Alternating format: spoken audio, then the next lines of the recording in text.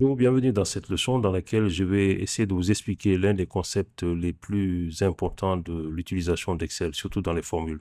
C'est le concept des références relatives, absolues et mixtes.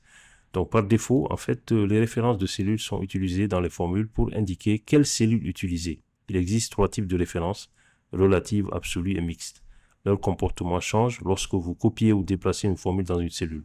Ici, je suis là, je pose ma formule qui est quantité vendue multipliée par prix unitaire.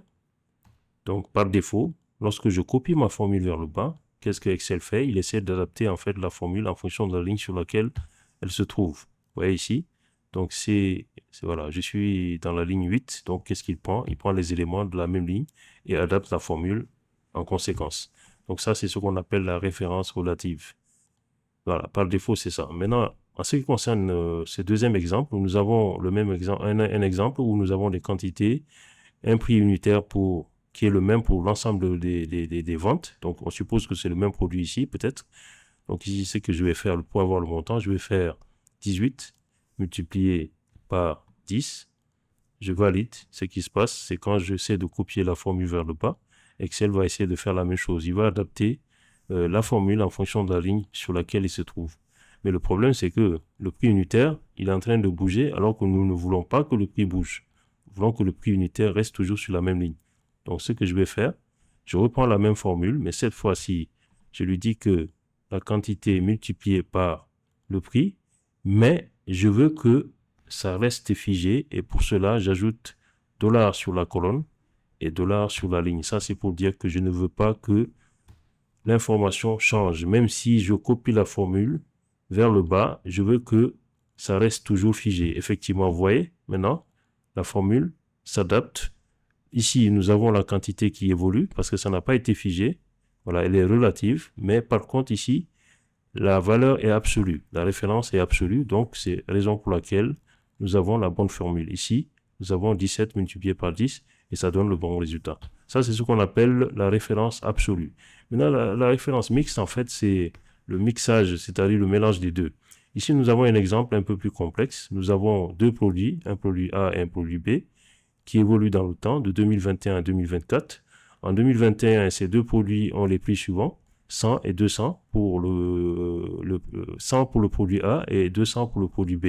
Maintenant, nous voulons une augmentation dans le temps de 5% en 2022, 10% en 2023 et 20% en 2024. Donc, nous voulons savoir quel va être le nouveau prix en 2022, 23 et 24 pour les deux produits.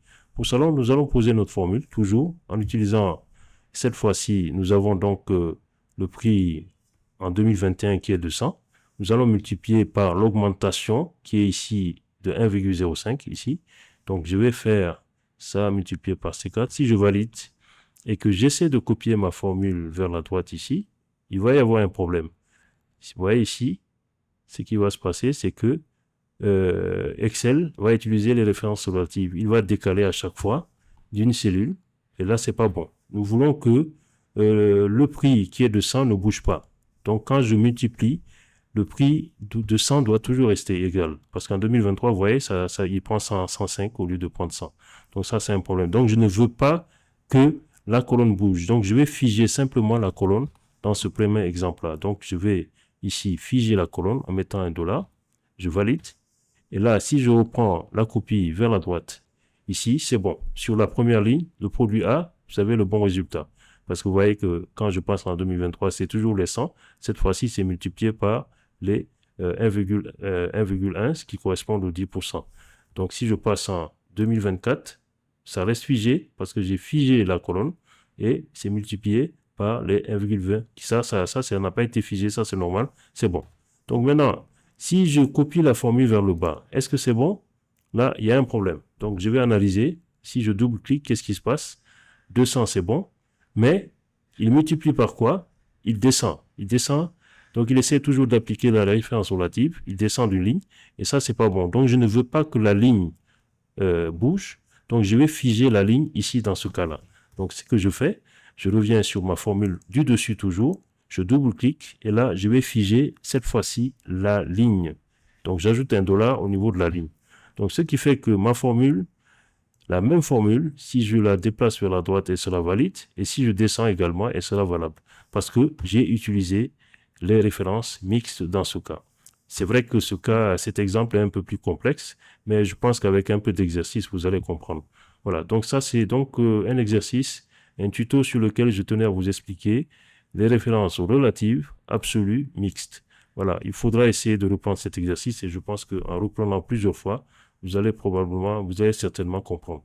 Merci et à bientôt.